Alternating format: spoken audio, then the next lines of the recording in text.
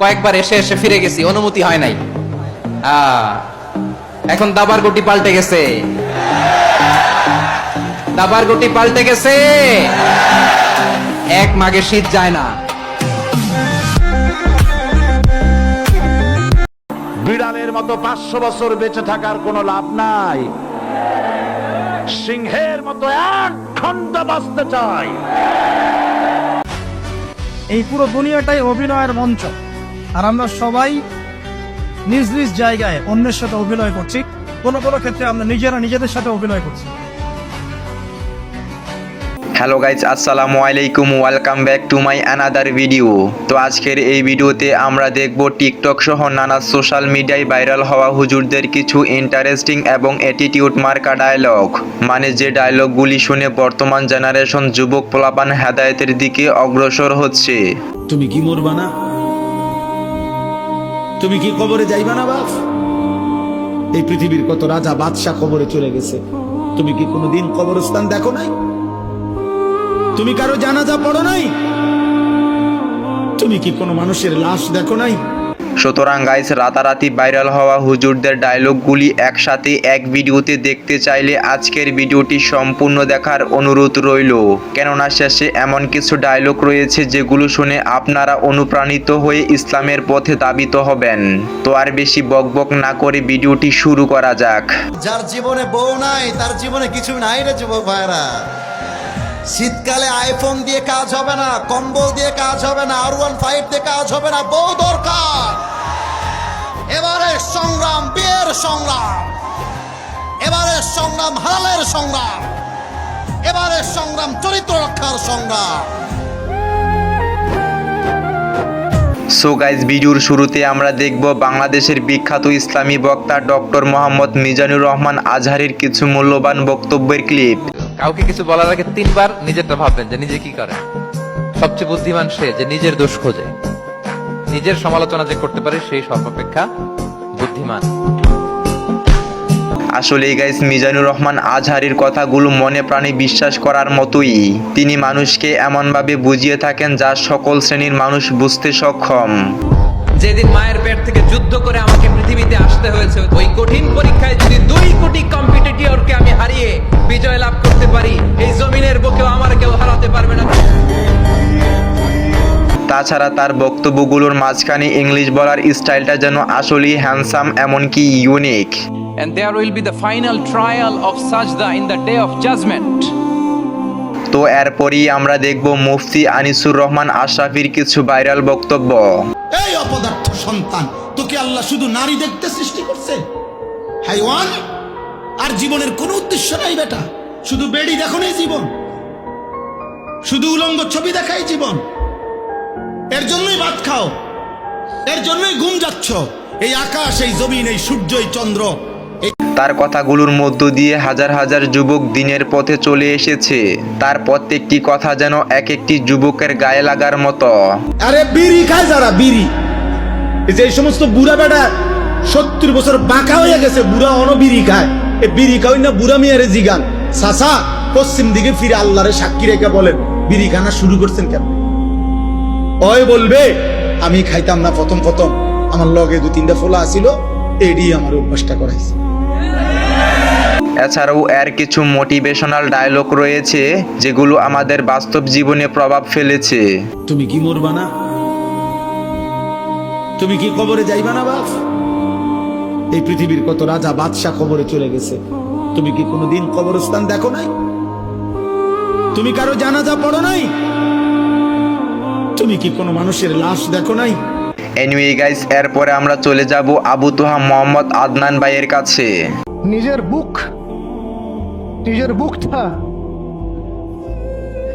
বুকটা নবী সাল্লাল্লাহু আলাইহি ওয়াসাল্লামের সামনে এইভাবে দিয়ে দিয়েছেন যে যতগুলো পাথর আসবে আমার গায়ে যেন লাগে, আমার নবীর গায়ে না লাগে। বুক যখন থেতলায় গেছে তখন পিঠ দিয়ে দিয়েছেন, ইয়া রাসূলুল্লাহ আপনার গায়ে একটা পাথর যেন না লাগে, আমার পিঠে লাগুক। আসলে গাইস, তার কথাগুলো অনেক মনোমুগ্ধকর। তাছাড়া তার বক্তব্যগুলো এই ব্যাকগ্রাউন্ডের ওপর শুনলে অনেক ভালোই লাগে। কি বলেন আপনারা? বিশ্বাস করেন কিয়ামতের আগে একদিন, এক রাতের মধ্যে এই কোরআনের সব পাতাগুলো আল্লাহ তুলে নেবেন আসমানে। হাদিস এসেছে কোরআনের শুধু পৃষ্ঠাগুলো থাকবে, কালি থাকবে না। এটা শেষ জামানায় হবে সামনে। তিনি আরো বলেছেন যে এই কোরআন পরকালে হয় এই উম্মার পক্ষে সাক্ষী দিবে অথবা বিপক্ষে সাক্ষী দিবে। এই কোরআন কথা বলবে কাল কিয়ামতের মাঠে, বলবে যে আমাকে সে তেলাওয়াত করে নাই, আমাকে গবেষণা করে নাই। আল্লাহ এই কোরআন নিয়ে তারা হেদায়েত খোঁজেনি, তারা অন্য জায়গায় হেদায়েত খুঁজেছে।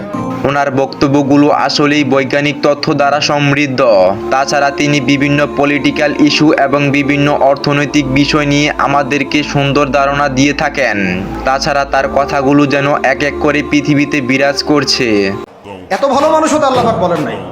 আল্লাহ পাক বলেছেন সৎ কাজে আদেশ করো, অসৎ কাজে কি করো, নিষেধ করো। এবং আপনি আপনার জায়গায় আল্লাহ বিরোধী কোনো কিছুকে প্রশ্রয় দিবেন না। ব্যাস, সরকার কোথায় যায় যাক, প্রশাসন কি করে করুক, ওটা আমার দেখার দরকার। অলরাইট গাইস, এরপরই আমরা চলে যাব যুবকদের জনপ্রিয় হুজুর আসিফ হুজুরের কাছে। যে কপালে আছে সে হারিয়ে যাবে না, আর যে নাই সে কখনো আমার জীবনে থাকবে না। যে আমার সে আমার, যে আমার না সে আমার নয়, যে আমার জন্য পারফেক্ট নয় সে একদিন চলে যাবে, আর যে আমার জন্য পারফেক্ট তাকে আমার থেকে, আমার নসিব থেকে, আমার ভাগ্য থেকে কেউ চাইলেও কাটতে পারবে না। ঠিক কিনা বলেন? তিনি যেন যুবকদের বন্ধু, তিনি যেন যুবকদের অভিভাবক। তাছাড়া তার কথার স্টাইল যেন অন্যান্য বক্তাগুলোর চেয়ে একটু ইউনিক। যার জীবনে বউ নাই তার জীবনে কিছু নাই রে যুবক ভাইরা। শীতকালে আইফোন দিয়ে কাজ হবে না, কম্বল দিয়ে কাজ হবে না, R15 দিয়ে কাজ হবে না, বউ দরকার। এবারে সংগ্রাম বিয়ের সংগ্রাম, এবারে সংগ্রাম হালালের সংগ্রাম, এবারে সংগ্রাম চরিত্র রক্ষার সংগ্রাম। তাছাড়া তার মোটিভেশনাল ডায়লগগুলি যেন হাজারো যুবককে অনুপ্রাণিত করে। তিনি যেন যুবকদের মনের ভাব এবং কি ভাষা বুঝতে পারেন। মধ্যবিত্ত পরিবারের সন্তান কেমন জানেন? ওকে আপনি এসিতে দিবেন, এসিতেও থাকবে, নন এসি দিবেন, ওখানেও থাকবে। গোস্ত দিবেন, গোস্ত খাবে, ডাল ভাত দিবেন, ডাল ভাতও খাবে। ওকে আপনি কম্বল দিবেন, তাও ঘুমাবে, কম্বল না দিবেন তাও ঘুমাবে। ওর বাইক হইলেও চলে, রিক্সা হইলেও চলে, সাইকেল হইলেও চলে। মধ্যবিত্ত পরিবারের সন্তান মানে একটা ব্র্যান্ড। তাছাড়া আসিফ হুজুর কিন্তু মেয়েদেরকে ইগনোর করে যুবকদের জন্য অ্যাটিটিউড মার্কা ডায়লগ তৈরি করে দেন। পুরুষ মানুষের ছায়া খাওয়ার কোনো ওয়ে নাই। মেয়েদের জন্য একটা বিয়ে জায়েজ, পুরুষ মানুষের 4টা বিয়ে জায়েজ। ছাকা খাইলে মেয়েরা খাবে, আমাদের কোনো ওয়ে নাই। তো এরপরই আমরা চলে যাব আল্লামা মামুনুল হকের কাছে।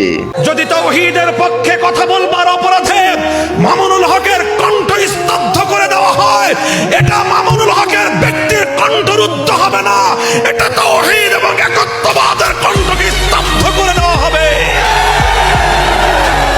তার প্রত্যেকটি ডায়লগ যেন মানুষকে ভয় পাইয়ে দেওয়ার মতো। তাছাড়া তিনি বিভিন্ন রাজনৈতিক বিষয় নিয়ে কথা বলার কারণে সাবেক প্রধানমন্ত্রী শেখ হাসিনার সময় তিনি জেলের ভাত খেয়েছেন। কিন্তু এই হুজুরকে পার্সোনালি ভালো না লাগলেও আপনাদের কাছে কেমন লাগে তা অবশ্যই কমেন্টে বলে যাবেন। আমার নবীকে যখন গালি দেওয়া হবে, আওয়ামী লীগ বিএনপির কোনো কিছু না হতে পারে, হেফাজতে ইসলাম নীরব থাকবে না, নীরব থাকবে না, নীরব থাকতে পারে না। অলরাইট গাইস, এরপরে আমরা দেখব আল্লামা দেলোয়ার হোসেন সাঈদীর কলিজা কাঁপানো কিছু ডায়লগ। আমি আমার সমস্ত শক্তি একত্রিত করে বলেছিলাম শুধুমাত্র হিন্দুস্তানের রাজাকারেরাই আমাকে রাজাকার বলতে পারে। আমি বলেছিলাম 1973 সন পর্যন্ত আমি বাংলাদেশের কোন রাজনৈতিক দলের নেতা এবং কর্মী ছিলাম না। আমি রাজাকার নই।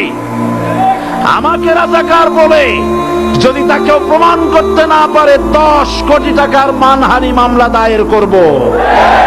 এছাড়া হুজুরের ভাইরাল একটি ডায়লগ হচ্ছে, বিড়ালের মতো 500 বছর বেঁচে থেকে লাভ নেই, সিংহের মতো 1 ঘন্টা বাঁচতে চাই। তার প্রত্যেকটি কথা যেন হৃদয় কাঁপিয়ে দেওয়ার মতো। বিড়ালের মতো 500 বছর বেঁচে থাকার কোনো লাভ নাই, সিংহের মতো 1 ঘন্টা বাঁচতে চাই। মুসলমান হিসেবে গর্ববোধ করো, হৃদয়ের সবটুকু শক্তি নিয়ে বলছি, আমাদের পরিচয় বাঙালি নয়। আমাদের পরিচয় মুসলমান। আল্লাহ যেন তাকে বেহেশত নসিব দান করেন, সবাই বলেন আমিন।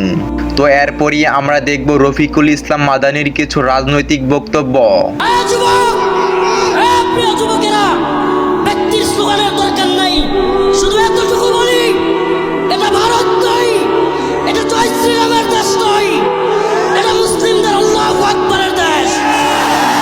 এদেশের সকাল হয় আল্লাহু আকবারের ধ্বনিতে, এদেশের রাত শুরু হয় আল্লাহু আকবারের ধ্বনিতে, এদেশের আকাশ বাতাস প্রকম্পিত হয় আল্লাহু আকবারের ধ্বনিতে। ইতিমধ্যে তিনি রাজনৈতিক বিষয় নিয়ে কথা বলার কারণে তিনি জেলে অনেক মাস থেকেছেন। তিনি যেন কোনো সরকারকেই তোয়াক্কা করে না। তার কথা হচ্ছে এখানে কোনো ভারতীয় আধিপত্য বিস্তার করা যাবে না, এটা ইসলামের দেশ, ইসলামের নীতিতেই চলবে। খুদার জমিনে খুদার কোরআনের কথা হবে, কিসের প্রশাসনের অর্ডার? এই জন্যই তো আমি বলি, আমি কোনো অর্ডার মানিও না, আমি মানি না। আমার পৃথিবীতে, আমার সংবিধানে, আমার ডিকশনারিতে আমার কোনো প্রধানমন্ত্রী নাই, রাষ্ট্রপতি নাই, এমপি নাই যদি ইসলামের বিরুদ্ধে যায়। মানি না আমি সব প্রধানমন্ত্রী, মানি না রাষ্ট্রপতি, আমি মানবো না। আমার মারবা, রিমান্ডে নিবা, জেলে নিবা, ফাঁসি দিবা, তাই তো? তোমাদের সংবিধান যা বলে, তোমাদের আইন যা বলে তুমি তা করবা, আমার আল্লাহর আইন যা বলে আমি তাই করবো। এনিওয়ে গাইস, এরপরে আমরা দেখব জামশেদ মজুমদারের কিছু বক্তব্য।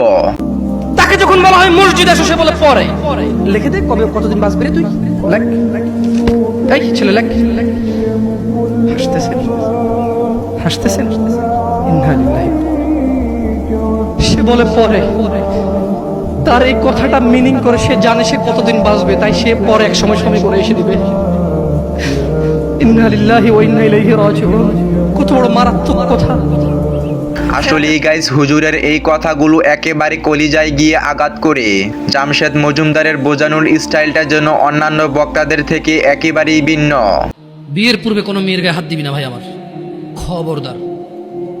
বিয়ের পূর্বে কোনো মেয়ের সাথে কথা বলবি না, খবরদার। তোর যোগ্যতা নেই ওর সাথে কথা বলার। তুই কে রে? বামন হয়ে চাঁদের দিকে হাত বাড়াবি না। আমার বোনরা চাঁদ। ওয়াল্লাহি যেদিন ইসলামী শাসন আসবে, যেদিন ইমাম মেহেদী আসবে, যেদিন ঈসা আলাইহিস সালাম আবার আসবে, ওনার বন্ধের উপর যারা হাত দেবে উনি হাত কেটে ফেলবে।